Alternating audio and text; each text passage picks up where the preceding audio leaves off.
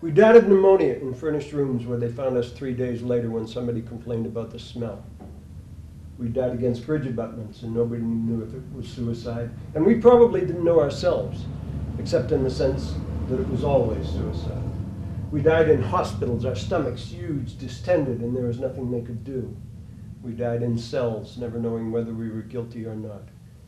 We went to priests, they gave us pledges. They told us to pray. They told us to go and sin no more, but go.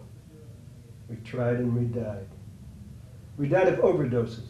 We died in bed, but usually not the big bed. We died in straitjackets in the DTs, seeing God knows what creeping, skittering, slithering, shuffling things. And you know what the worst thing was? The worst thing was that nobody ever believed how hard we tried. We went to doctors and they gave us stuff to take that would make us sick when we drank on the principle of so crazy it just might work, I guess. Or they sent us places like Dropkick Murphy's. And when we came out, we were hooked on formaldehyde. Or maybe we lied to the doctors and they told us, don't drink so much, just drink like me. And we tried. And we died. We drowned in our own vomit or choked on it, our broken jaws wired shut. We died playing Russian roulette and everybody thought we'd lost. We died under the hoofs of horses, under the wheels of vehicles, under the knives and boot heels of our brother drunks. We died in shame. And you know what was even worse? Was that we couldn't believe it ourselves that we had tried. And we died believing that we didn't know what it meant to try. When we were desperate or hopeful or deluded or embattled enough to go for help, we went to people with letters after their names and prayed that they might have read the right books that had the right words in them, never suspecting the terrifying truth that the right words, as simple as they were, had not been written yet. We died falling off girders on high buildings because of course iron workers drink, of course they do. We died with a shotgun in our mouth or jumping off a bridge and everybody knew it was suicide. We died under the Southeast Expressway with our hands tied behind us and a bullet in the back of our head because this time the people who we disappointed were the wrong people. We died in convulsions or of insult to the brain, incontinent and in disgrace, abandoned. If we were women, we died degraded because women have so much more to live up to. We tried and we died and nobody cried. And the very worst thing was that for every one of us who died, there were another 100 of us or another 1,000 who wished that we would die, who went to sleep praying we would not have to wake up because what we were enduring was intolerable. And we knew in our hearts it wasn't ever going to change. One day in a hospital room in New York City, one of us had what the books call a transforming spiritual experience. And he said to himself, I've got it. No, you haven't. You've only got part of it. And I have to share it. Now you've almost got it. And he tried to give it away, but we couldn't hear it. The transmission line wasn't open yet. We tried to hear it. We tried and we died. We died of one last cigarette, the comfort of its glowing in the dark. We passed out and the bed caught fire. They said we suffocated before our body burned. They said we never felt a thing. That was the best way, maybe, that we died. Except sometimes we took our family with us. And the man in New York was so sure he had it. He tried to love us into sobriety, but that didn't work either. Love confuses drunks. Still he tried, and still we died. One after another, we got his hopes up, and we broke his heart, because that's what we do. And the very worst thing of all the worst things was that every time we thought we knew what the worst thing was, something happened that was worse. Until a day came in a hotel lobby, and it wasn't in Rome or Jerusalem or Mecca or even Dublin or South Boston. It was in Akron, Ohio, for Christ's sake.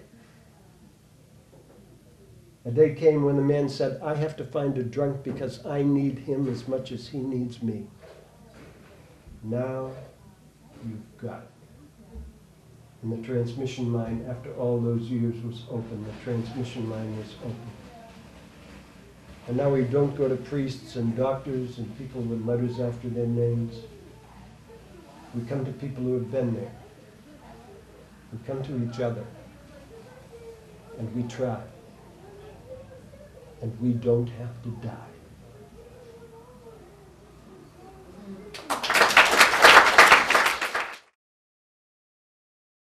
The first three stanzas, they were loving it, and I had that killer last stanza to nail it down. All that remained was deliver this fourth stanza, then snap it shut. Wham! I reached for the fourth stanza, and it's not there. What is the fourth stanza? Okay, pause, take a deep breath, it'll come to me, it always does. Remember, remember. I remember the year Clayton Delaney died. I break into a couple of verses of that. They won't know the difference, and they wouldn't have. No, I didn't do that. Instead I went out, now for a few stanzas that can only be heard by dogs, and begin moving my lips. The audience loves it, and they would have, but no, I didn't do that either. The best I could come up with on short notice was the knock-knock joke about the George W. Bush fan club. Knock-knock!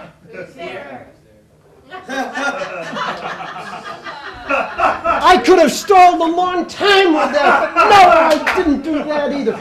This is what stops people getting up in front of people. We know that sooner or later this is bound to happen, and now it's my turn, and really, it could be worse. How? How could it be worse? Most men lead lives of quiet desperation. At this moment, I am the quietest, most desperate man in North America. One poet is calling Shelley, and he's right. But that's the last stanza. I look out over the audience, naked in my need, hoping to read the line in someone's face. But every face is wearing the same line, and it's no help at all. It says, "Oh, you poor bastard. How long can this go on? Will I still be standing up here silent when everybody files out embarrassed and they start stacking chairs on tables?"